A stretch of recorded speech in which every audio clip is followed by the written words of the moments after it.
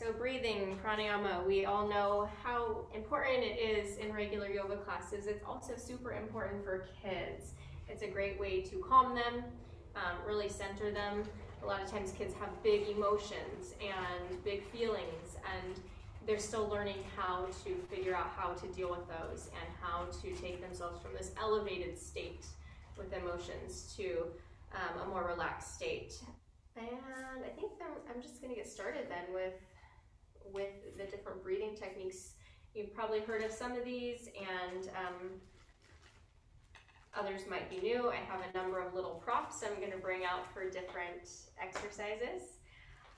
I don't know if Nancy covered this one yesterday in warm-up, but we'll just go over it again. If any of this is a repeat, just hang with me. So the cotton ball breathing exercise. So you can have the kids, they're probably sitting in a circle, and hand them each a cotton ball. And take their hands together, cup their hands, and then have them gently blow the cotton ball and see if they can just move it around in a circle to start, very gentle. Maybe they move it one way and then the other way with their breath. And then you can take it up a notch and you can actually have them practice blowing it out of their hands. And have them notice the difference in the amount of force they have to use with their breath from when they try to make it in a circle and keep it in their hands to when they are actually trying to get it out of their hands. And kind of play around with that. Another thing you can do with the cotton ball, you can have them place it on their mat and then have them practice blowing it to the end of their mat. You could even make it a little more interesting and have their mat come up like a bump, maybe a smaller bump for kids, but the same idea. Just try to have them blow it up, and maybe have them first try to blow it up and let it come down, and then try to have them blow it over. And it just gets kids to see the difference in the force of the breath and how much is needed to move the cotton ball in different ways. You can also do this with bubbles. They have, if you wanted to, they have, you know, like really cheap little bubble things if you wanted to get some of those. And if you don't mind having bubbles in the class, kids would like it, you can have them start, I won't do it in here, but you can have them start with blowing really slow and see how big of a bubble they can create with their breath. And then change the speed again and have them blow really fast and notice the difference in how big their bubble is from the slow breath to the fast breath. Another thing you can do with that is, I don't have one, but those little pinwheels, it's like a stick and it has the, you all know probably what I'm talking about. You blow it and it spins around, and if you had one of those, or if you had a few, if you found a nice cheap set, you could bring one for each of the kids and let them play with the speed of that as well. They also really enjoy any type of trinket if you were able to do bubbles or the pinwheels. The next one to go over is the balloon breathing. There's a couple different ways you can do this. First, just have them imagine there's a balloon in their belly. And the balloon starts off deflated, so it's pretty small. And first just have them maybe even close their eyes and have them imagine the balloon there and ask them what color their balloon is to really get them, you know, visualizing it. When you have a color or you have more details, it helps them to see it in their mind's eye. So after you ask maybe what the color is, have them breathe in through their nose, maybe like they're smelling a flower. So they're coming in, breathing in really slow. And as they're breathing in, imagine that that balloon in their belly is filling up. And then as they exhale through their nose, the balloon might be deflating, getting smaller and smaller and smaller. So this can help the kids with really that practice hermetic breathing. You can even have them think about on their inhales, they're filling their balloon up, and then their balloon stays that size, and exhale just releases anything that isn't serving them at the moment. And then every inhale, the balloon gets bigger. Every exhale, the balloon just stays the same size. So sometimes it's more challenging for kids to take deep, long breaths, and that keeping the balloon the same size and then inflating it on each inhale helps them to visualize it getting bigger and bigger and bigger. The next one is just the HA breathing, ha breathing. Have them inhale through their nose and have them lift their arms up slowly overhead. And then as they exhale, bring their arms down slowly and make the sound. Another thing with that one you can do is teach it one time through just like that, and then the second time, since they've already done it, you can count to 5. So have them breathe into the count of 5. So inhale 1, 2, 3, 4, 5. Exhale. And you can count out to 5 as well, or you can just keep the count on the inhales. And you'll probably get some really big ha's as you do this, because it's kind of fun for the kids to make big noises too.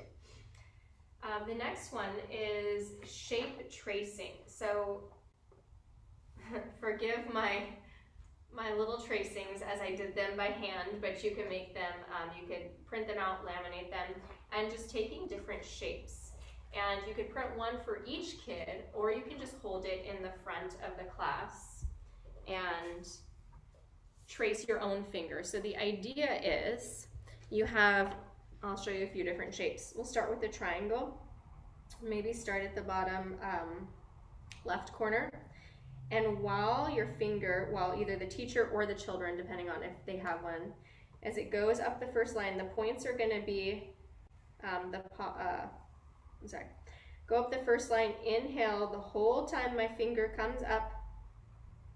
And then the triangle, you're going to hold your breath the whole time that my finger goes down.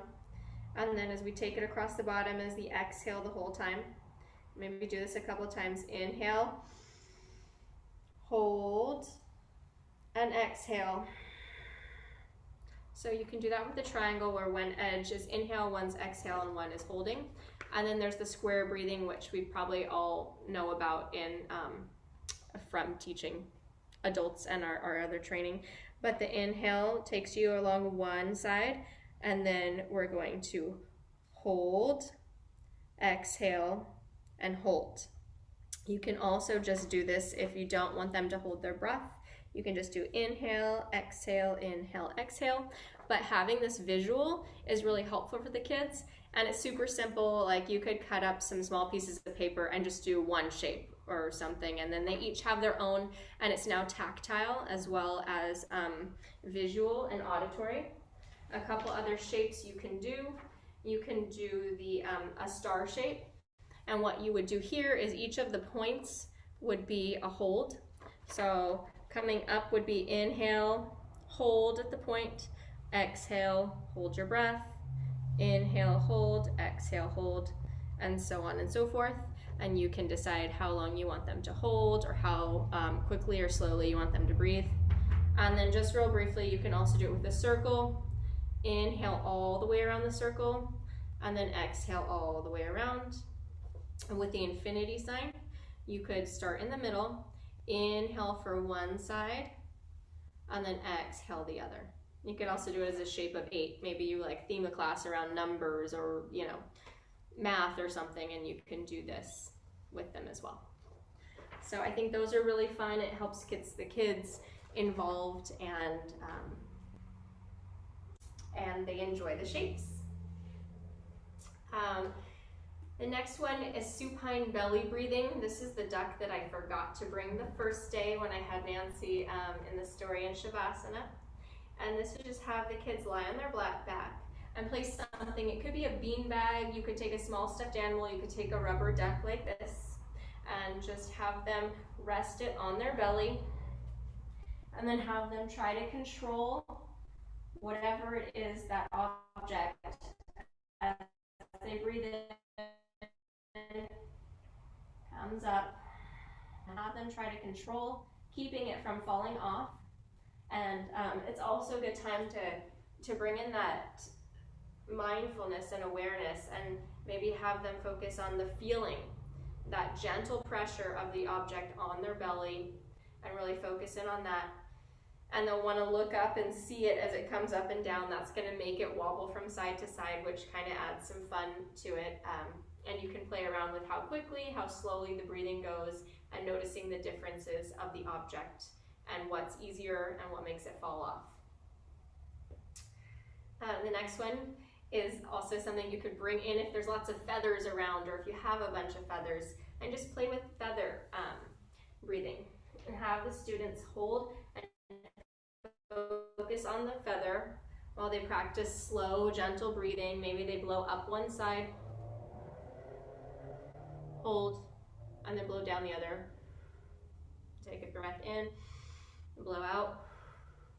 And they like to notice, they like to see the little feathers move. And again, a lot of this is playing with speed of breathing, and that's up to you how you want to do that, but it's another tool to use to get them engaged in the breathing.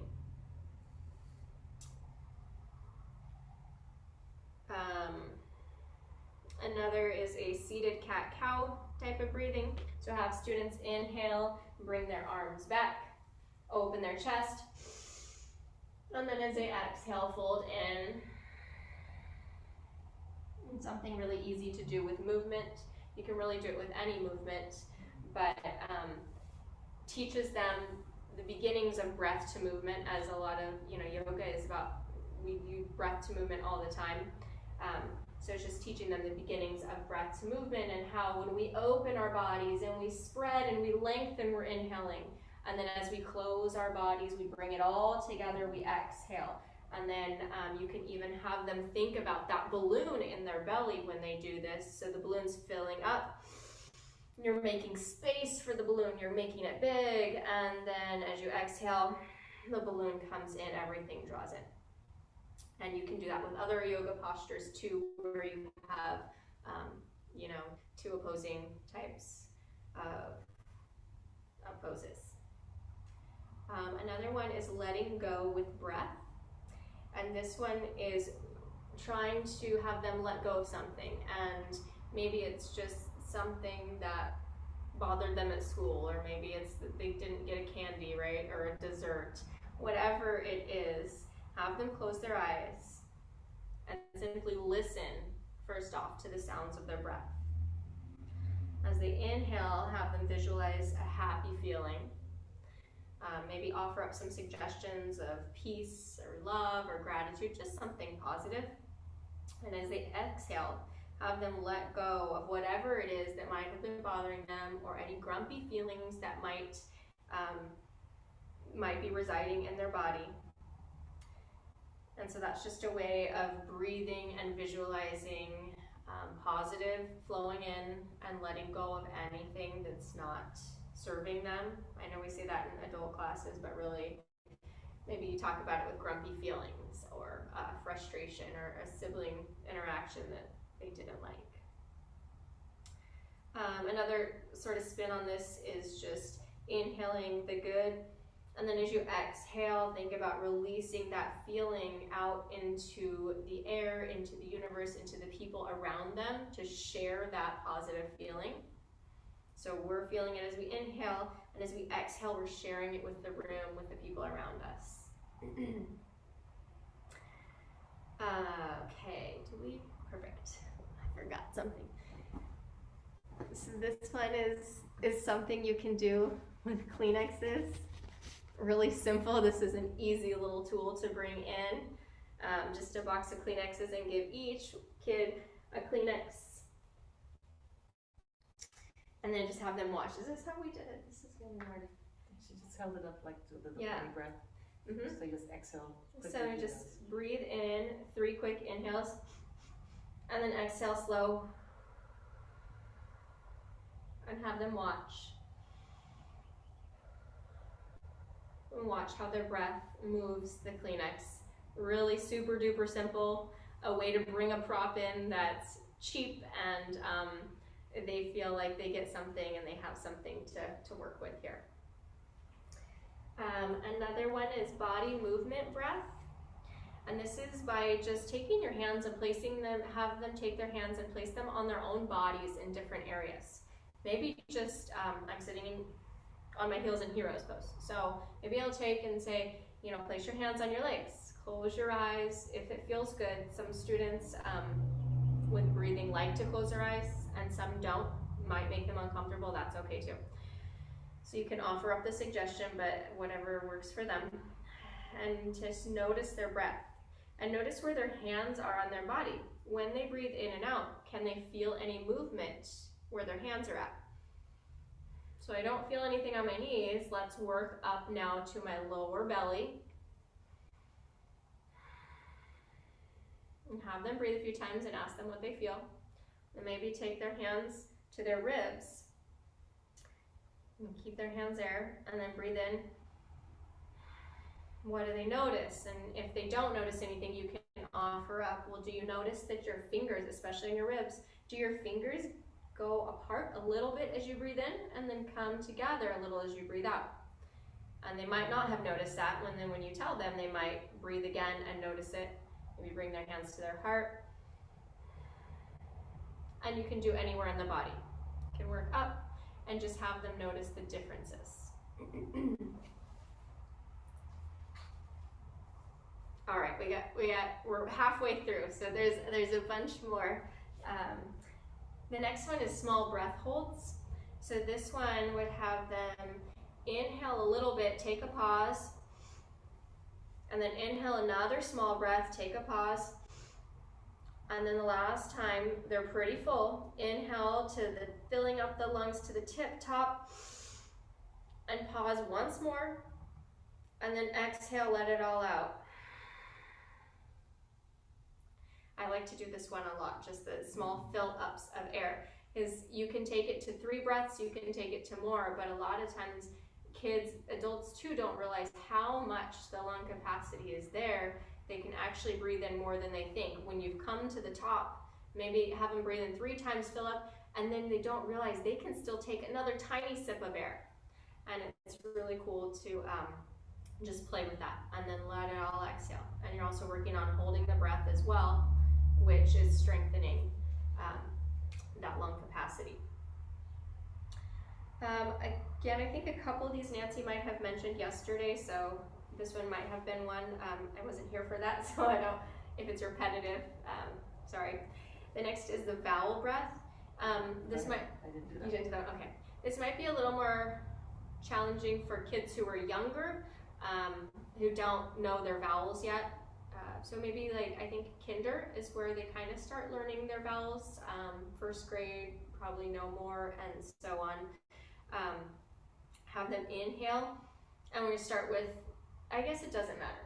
You could actually just guide them through if they don't know their vowels. We're going to go through each vowel. So just let them know it's A first. So everybody inhale, and then on your exhale, you're going to make that A sound as long as possible. So we'll inhale, and then make the A sound, ah, and really have them make it long and drawn out. The older kids are going to really have fun with this and really draw it out almost to too much. But you're basically moving through the vowels, A, E, I, O, U, and the idea is to really elongate that exhale as much as possible. Just to note, the long vowels are probably good to start with. They're saying the letter, and you get a longer breath on a long vowel. Okay, that's a good one. So you can say the letter for a long vowel or make the sound of the vowel. Either one will work for the class. Next is lion's breath. This one is fun. Even I feel like all ages really like this. So you probably all know lion's breath. The way that I like to teach it, I like to have them come to their knees. And I like to have them think about their hands are the big lion paws. So let's place our big lion paws down on the ground. I like to have them open their eyes real big and take a big breath in. And then as they exhale, they're going to make that ah sound. Another thing I like to have them do is open their eyes big and look around at each other as they're exhaling. They like to do that. Eye contact can sometimes be uncomfortable, but because it's this exaggerated eye contact and this fun sound that's coming out, they kind of get into it. So they have their big paws like a lion, And you can even have them stick out their tongue. They can exaggerate and be fun as much as they want with that one. Next we have Nadi Shodhana, so alternate nostril breathing. And the way that we do it as adults, we're just gonna simplify it a little bit more for kids. So with adults, you know, you inhale right, exhale left, exhale right. That kind of can get a little confusing. So instead of rotating in that way, and instead of using, you know, in adults, we kind of take the pointer and the middle finger down and we close off with our 3 outer fingers. But for kids, you can just take the pointer and the thumb, and then we're gonna take it and inhale through the right, close off the right, exhale through the left, and then we're gonna take it back, inhale through the right, exhale through the left. So instead of taking the exhale and then inhale back up through the left, we're just taking it in one like circular motion. And then obviously you want to switch it out. So after you've completed a few rounds, you're going to inhale left, exhale right, inhale left, and exhale right. So it's the just a little bit simpler version of the regular Nadi Shodhana. Next is Shining Skull or Kapalabhati. So exhale all the air out of the lungs. As you inhale, reach your arms up. Long, slow inhale, and then the exhale comes down fast. And they love doing that too, because big movements kids love. So inhale up slow, exhale down fast. So they're forcing that air out really fast as their arms come down. They're matching movement with breath here. You can inhale slow, exhale fast. Okay, a few more. Buzzing breath. So keep the eyes open to start. So in the adult version, there's the eyes closed. In the kid version, keep the eyes open. And you have the teacher, so you will count 1, 2, 3, and then they will inhale through the nose, gently place their fingers either in their ears, they can even do it over their ears, just some way to kind of mute sound for a minute. And then as they exhale, they're gonna make a long buzzing sound. Buzz. Good. So we'll do it one more time. Inhale, 1, 2, 3, cover your ears. And you can really have them exaggerate the buzzing noise and really elongate that exhale. They will also like that because kids love to make noise and they love to be heard. So that's a way to have them be heard and make the noise while they're breathing. Okay, 3 more to go. The next one, fogging the mirror. And you might not want to bring mirrors in, or you might not have them available. You can just have them imagine, or if you want to bring a mirror, you can.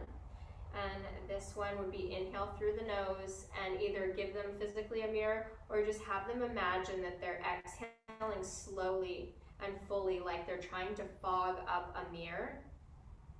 So if you have a mirror, you can just inhale and then let them, and see, that one didn't have much fog, so you can try it again. Maybe they play with, if you have mirrors, bringing it close or farther apart, and see how that changes the ability to fog the mirror. I do think Nancy covered this one yesterday, the name breath. This is a really good one to do in the beginning of class, especially if you have a class that's maybe like a 6-week class where you're going to have the same kids together for a certain amount of time. It's really good just to get them to, one, get to know each other and sort of break the ice at the same time. So we would go around and I would probably start as the teacher and say, hi, my name's Natalie. We're going to inhale, and as we exhale, we're going to say my name and really draw out those vowels. If they don't know their vowels, you're there to help guide them. So we'll inhale, and as we exhale, Natalie. And you can also just, they love to drag that out. You'll have some kids who are done like that, and some kids who really want to take it to the extreme. And then the final one, this is super fun, and this is a prop that I have. It was really cheap on Amazon, but kids absolutely love it. So this is one of those balls. I've seen different apps like this too. I think Eddie Stern has an app where a ball expands and you inhale on the expansion and then you exhale as it comes together. But just slowly having them inhale the whole time the ball is expanding, pause, and then exhale the whole time the ball is coming in. If you had one of these balls and you wanted to bring it in, you could even, depending on how many students you have, you could let them take turns being the one to open and close the ball, and they can play around with the speeds, the inhales and the exhales to match. And they love playing with this thing because it's pretty fun. So I'm sure there's tons of more breathing techniques out there for kids, but those are just a number of techniques that you can try with your kids in class, and it's really fun because breathing is such a big part of yoga, and it's also great for kids to have variety, so you can switch up, so you have a number of different options for your different classes to keep it fresh and really just let them experience different types of breathing techniques.